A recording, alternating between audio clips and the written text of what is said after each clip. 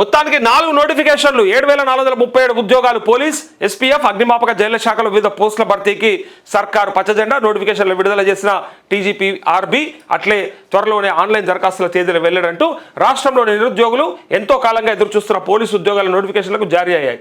అయితే police special protection force అగ్నిమాపక జైళ్ల శాఖలో 7437 పోస్టుల భర్తీ కోసం తెలంగాణ పోలీస్ రిక్రూట్మెంట్ బోర్డు బుధవారం 4 వేర్వేరు నోటిఫికేషన్లు జారీ చేసింది. పోలీస్ శాఖలో 5000, అగ్నిమాపక శాఖలో 790, జైళ్ల శాఖలో 223, స్పెషల్ ప్రొటెక్షన్ ఫోర్స్లో 1424 పోస్టులను భర్తీ చేయనున్నట్లు పేర్కొంది. ఆన్లైన్ దరఖాస్తు స్వీకరణ తేదీలను త్వరలోనే పత్రికా ప్రకటనల ద్వారా తెలియజేస్తామని పోలీస్ రిక్రూట్మెంట్ బోర్డు చైర్మన్ వివి శ్రీనివాసరావు తెలిపారంటూ ఇక్కడ ఈ వార్త. మీ పిల్లలు కానీ ఇంకెవరైనా మీ బంధువులు కానీ మీకు తెలిసిన వాళ్ళు కానీ ఉంటే వాళ్ళందరికీ కూడా ఈ ఇన్ఫర్మేషన్ ఇవ్వండి, వాళ్ళకి ఉపయోగపడుతుంది. ఖచ్చితంగా తెలియని వాళ్ళు ఉంటే తెలియజేస్తే ఇంకా హ్యాపీ ఫీల్ అవుతారు, ఎందుకంటే నోటిఫికేషన్ వచ్చేసిందని చెప్పి. సో నోటిఫికేషన్లో పేర్కొన్న అర్హతలను పరిశీలించిన తర్వాతే అభ్యర్థులు దరఖాస్తు చేసుకోవాలని సూచించారు. శారీరక వైద్య ప్రమాణాలకు సంబంధించి ముందుగానే సివిల్ సర్జన్ ద్వారా పరీక్షలు చేయించుకోవాలని పేర్కొన్నారు. దరఖాస్తు చేసుకోదలిచిన అభ్యర్థులు తాజా కుల ధృవీకరణ పత్రం ఈడబ్ల్యూఎస్ సర్టిఫికేట్ 2026 ఏప్రిల్ 1 తర్వాత జారీ అయింది. బీసీ నాన్ క్రిమిలేయర్ సర్టిఫికేట్, స్థానిక ధృవీకరణ పత్రాలు, ప్రత్యేక కేటగిరీ సర్టిఫికేట్లను సిద్ధం చేసుకోవాలని సూచించారు. పోలీస్ రిక్రూట్మెంట్ బోర్డు వెబ్సైట్లో పూర్తి వివరాలు అందుబాటులో ఉన్నాయని, దరఖాస్తు చేసే ముందు 1-2 సార్లు పరిశీలించాలని కోరారు. జోన్ల వారీగా పోస్టుల రిజర్వేషన్ల వివరాలను సైతం అందుబాటులో ఉంచామని వివరించారు. తాజా నియామకాల్లో మహిళలకు పెద్దపీట వేశారు.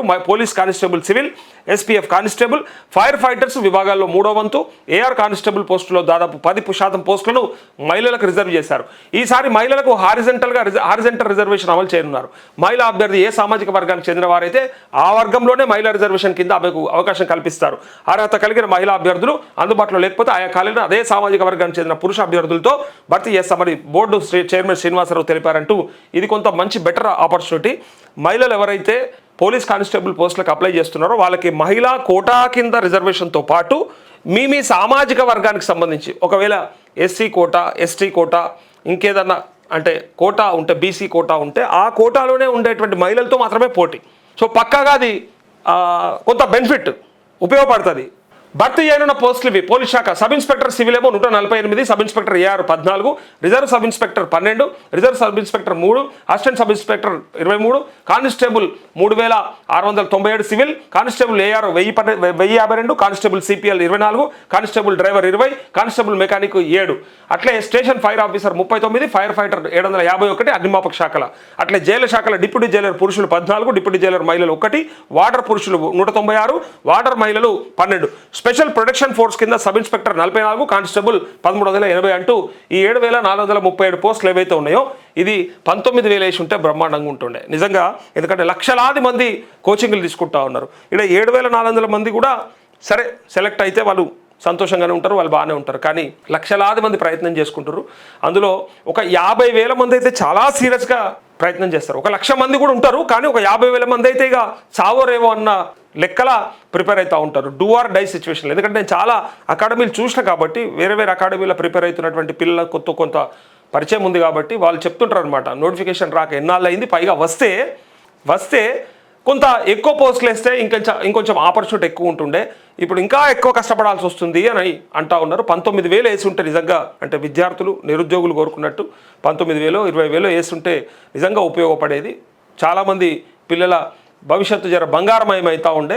కానీ ఇక్కడ ఈ కొన్ని పోస్టుల కోసానికి కొట్లాట, ఎంత తనలాట ఏందో చూడాలి. ఇంకోటి ఎక్కడ కూడా అవినీతికి ఆస్కారం లేకుండా ఈ నోటిఫికేషన్ అండ్ ఈ ఎంపిక ప్రక్రియ జరగాలి. ఎక్కడ కూడా అక్రమాలు జరగకూడదు. పేపర్ లీకేజే. కానీ దీంతో పాటు ముఖ్యమైన అంశం, ఇక ఎవడన్నా నీకెందుకు నేను రికమెండేషన్ ఇప్పిస్తా, ఇన్ని పైసలు పెడితే ఇక్కడ పోస్ట్ ఇప్పిస్తా, ఇది అయిపోతుంది అంటే ఎవరిని నమ్మకుండ్రి. పైగా అది కాకుండా చూసుకోండి.